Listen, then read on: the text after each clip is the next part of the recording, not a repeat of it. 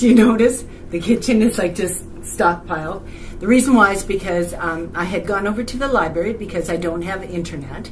And so I did some stuff over at the library, got some more magazines and things like that. But on the way home, I had to go past the YMCA. So what I did is I stopped in, and inside they were having a sale. One of the local churches was having a sale inside the sports venue. And they were selling kale and lettuce and onions and potatoes and carrots and like homemade jams and homemade potato soup, which I wanted, but I have to keep within my budget, so I wasn't able to get it. Maybe I will. I'll be able to get it later, but I couldn't afford it today. But all the products that I got cost me, I think, like $5. Like, it's unbelievable. I think it was about $5. Anyway, you notice I have, my sink is full of kale. My roast pan is full of celery and green onions, which I cut up, and I use these a lot. So it's full of that. And then over here, I have got a massive amount of lettuce. And then in this dish, I have got a can of pineapple that I attained from the food bank. So they gave me this, and so what I did is I am going to make a smoothie. And I'm going to use the kale because I don't want the kale to go bad. And even if it ferments, it's good for me. But I don't want it to just rot, right? And because I have all this lettuce, I don't want to waste. Now you can puree the kale. You can chop it up. You can cut it up, and you can freeze it just like you would freeze spinach. And I do have spinach, so I could do that. But what I'm going to do instead is I am going to make a smoothie with the kale and also with the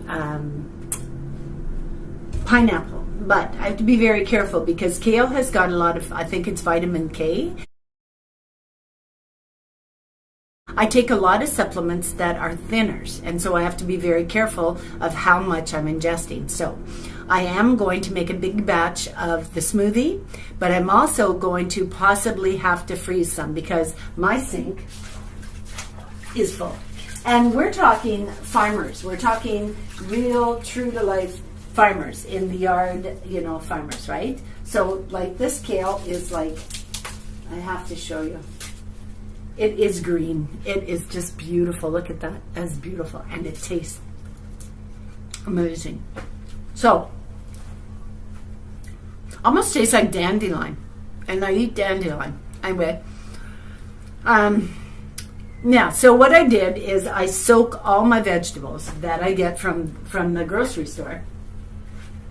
I soak it in baking soda. So I fill the roast pan up with water, and I put maybe, all depending on how much produce I put in there, but I'll put maybe 4 tablespoons of baking soda in the roast pan. And I'll put all the vegetables in and let it soak. And what that does is, my cat's just going nuts. Anyway, it will get rid of 95 to 97% of the pesticides. So I soak it for quite a while, and it has been soaking for quite a while, so a couple hours. So what I'm going to do is I'm going to rinse it off, and then I'm going to put it in my blender. And I've told you before, I've had that blender since I was married. And I was like a young woman when I married. So that blender's fairly old, and it works like a charm. So that's what I'm going to do with this. This I'm going to let air dry, the lettuce. The onions and the celery, I might throw some celery in with the kale smoothie. So I will put some celery in with it, kale in with it, and pineapple. And then I've got the green onions and the chives, and I will dry them, and I keep them in my fridge. Now, sorry about the setup, but this is all I have. I don't have a stand or anything fancy, any cameras fancy, right? This is just me. It's the truth. Anyway, so I'm going to make the smoothie. I'm also going to let this air dry. I'm going to take the chives and the onions out. I'm going to let them air dry for a period of time, and I'm going to show you how that process goes. My kitchen is a jumble. It's a mess, but it is true to the word. So, and this kale is really, really good. So,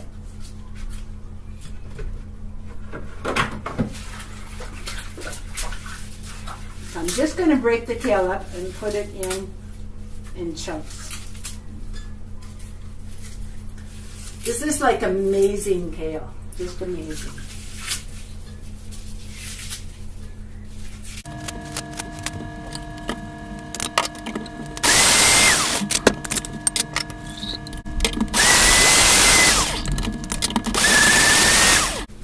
Look at the size of that. That is good. That is good kale.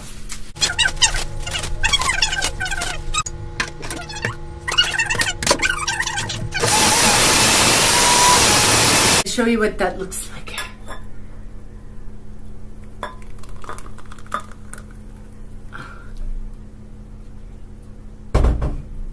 You can't beat that. Like, look at that. It's so good. It's so good. The pineapple, it's so good in it, yeah. I haven't put the celery in yet. I'm going to put that in now. That is good.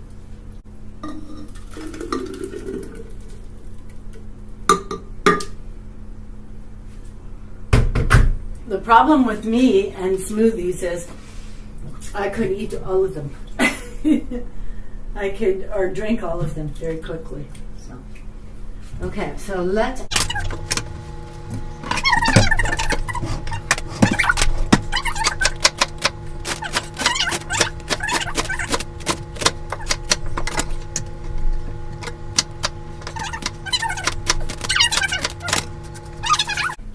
My cat is laying on my feet.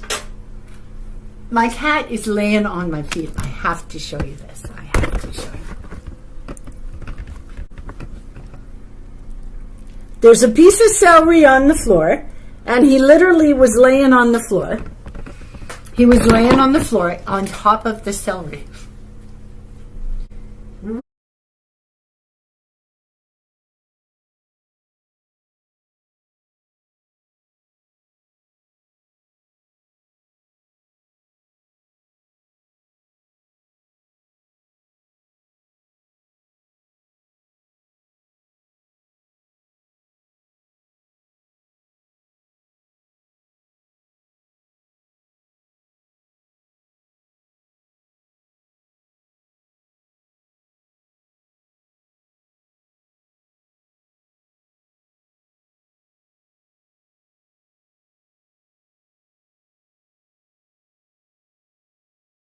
I have to show you my cat. My cat. And I'm going to show you what it's like with a piece of celery. Here, I'm going to show you. And now, I don't know. Watch this.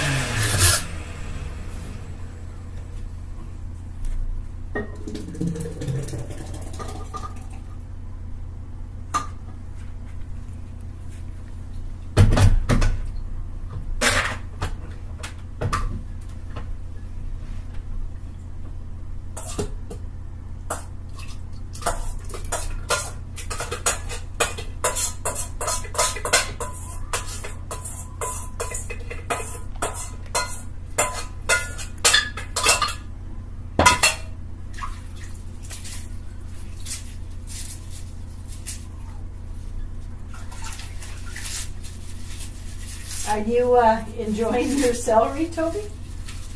Hey, are you a celery nut? Are you?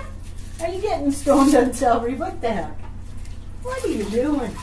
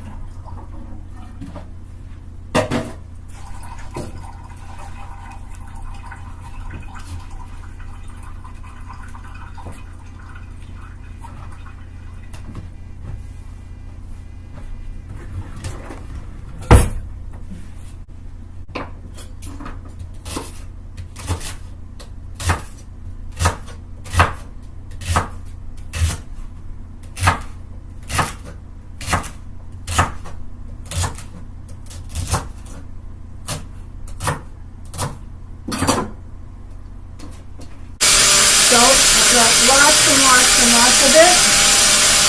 It's very, very thick, so I could actually put more water in it, but I only have 1 jug. So as I take a glass, I'll put 1/4 of a glass and then put water, the water that's saved.